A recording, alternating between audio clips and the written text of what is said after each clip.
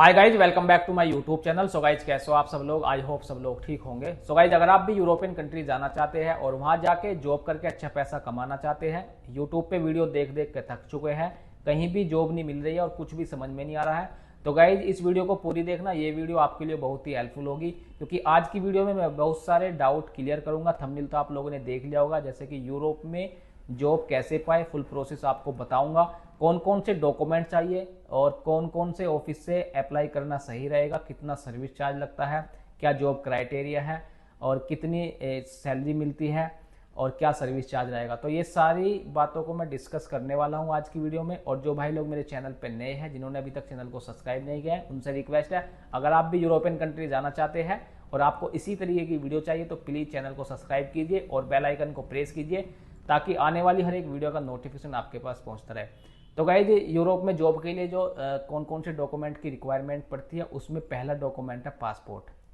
तो पासपोर्ट आप सभी लोग जानते हैं, सबको पता है पासपोर्ट चाहिए ही चाहिए, बट उसमें एक थोड़ा सा डाउट है। डाउट ये है कि क्या ईसीआर पासपोर्ट वाले भी यूरोप में जॉब कर सकते हैं? तो गाइज, उसका जवाब है हाँ, बिल्कुल कर सकते हैं ईसीआर पासपोर्ट वाले भी, लेकिन 70% केसेस में, 30% केसेस में नहीं कर सकते। बहुत सारी जॉब ऐसी आती है जो ओनली ईसीएनआर पासपोर्ट वाले के लिए होती है, लेकिन ऐसा नहीं है कि आप ईसीआर पासपोर्ट वाले भी यूरोप में जॉब नहीं कर सकते, बिल्कुल कर सकते हैं। बहुत सारी रिक्वायरमेंट आती है, मैं अपने चैनल के माध्यम से भी शेयर करता हूँ ईसीआर पासपोर्ट के लिए। और दूसरा जो डाउट है वो ये है कि क्या सिंगल नेम वाले भी यूरोप में जॉब पा सकते हैं? हाँ, बिल्कुल पा सकते हैं। वो भी 70% केसेस में है भाई, 30% केसेस में नहीं पा सकते। कुछ ऐसी जॉब होती है जो सिंगल नेम वाले यूरोप में एंट्री नहीं ले सकते भाई, वीज़ा नहीं लगता। सिंगल नेम बोले तो जैसे मान लिया राजेश गुप्ता नाम है, तो उसमें खाली राजेश हो, गुप्ता कुमार कुछ ना हो, इसको बोलते हैं सिंगल नेम वाले। तो पहला डॉक्यूमेंट हो गया पासपोर्ट। दूसरा डॉक्यूमेंट है भाई सीवी, कैरिकुलम वेट, ये इसकी फुल फॉर्म है, सीवी चाहिए भाई। और बहुत लोगों का ये डाउट था कि क्या यूरोपास फॉर्मेट वाले ही यूरोप में जॉब कर सकते हैं या अप्लाई कर सकते हैं, जिनके पास यूरोपास फॉर्मेट में सीवी नहीं है, क्या वे अप्लाई नहीं कर सकते हैं? तो ऐसा कुछ नहीं है भाई, आपके पास कोई सा भी सीवी हो, आप यूरोप में जॉब अप्लाई कर सकते हो।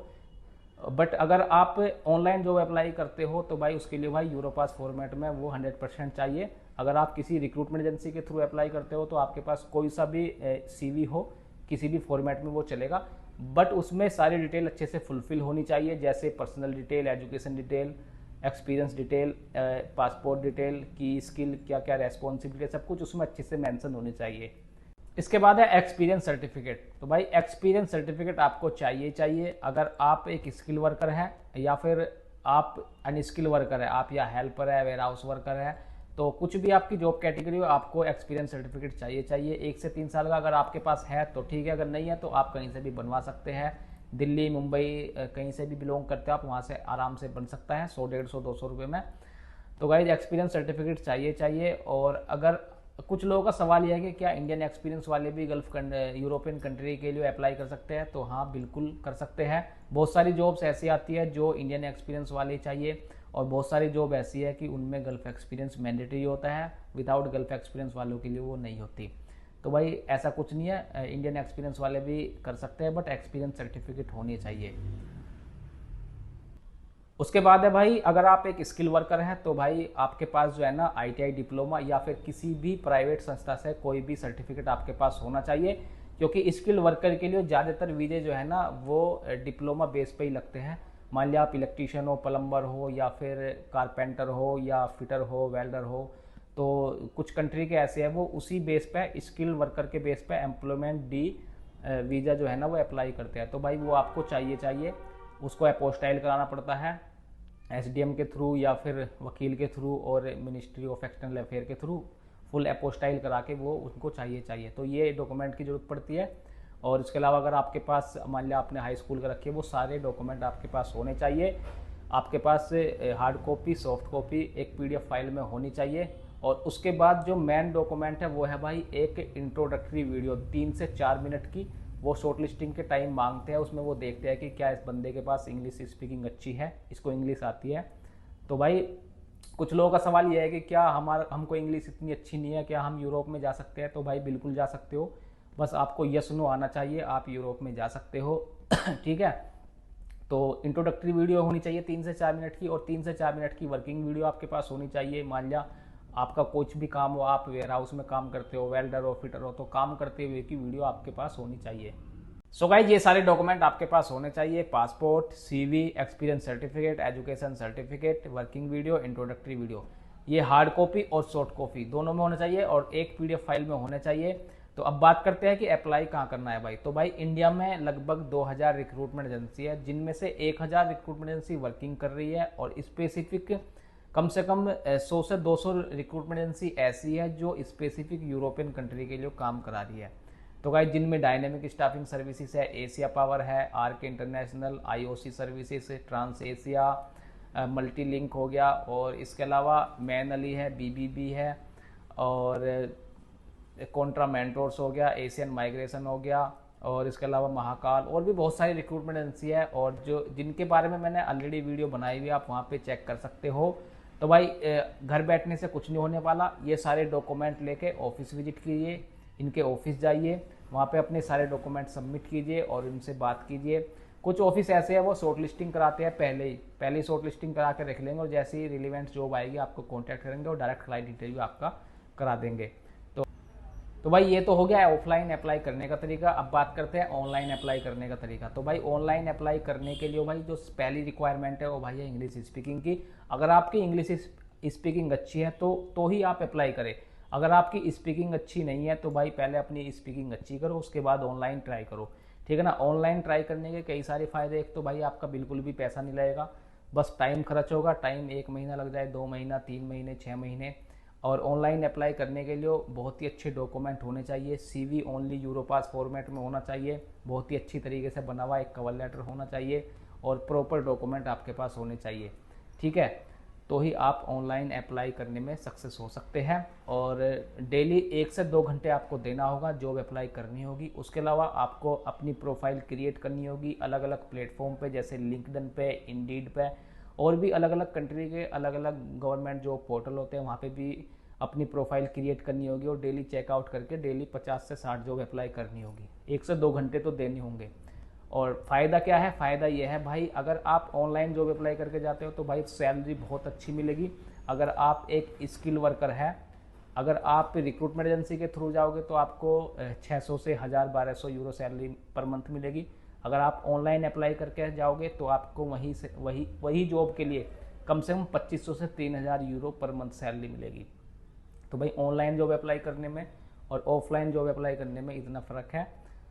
एक डाउट और है कि कितना सर्विस चार्ज लगता है भाई यूरोप जाने के लिए। तो भाई सर्विस चार्ज की बात करें तो भाई अगर आप ऑनलाइन अप्लाई करते हो तो आप फ्री में जा सकते हो, तो ऑनलाइन को छोड़ दो। अभी बात करते हैं ऑफलाइन, मतलब रिक्रूटमेंट एजेंसी के थ्रू।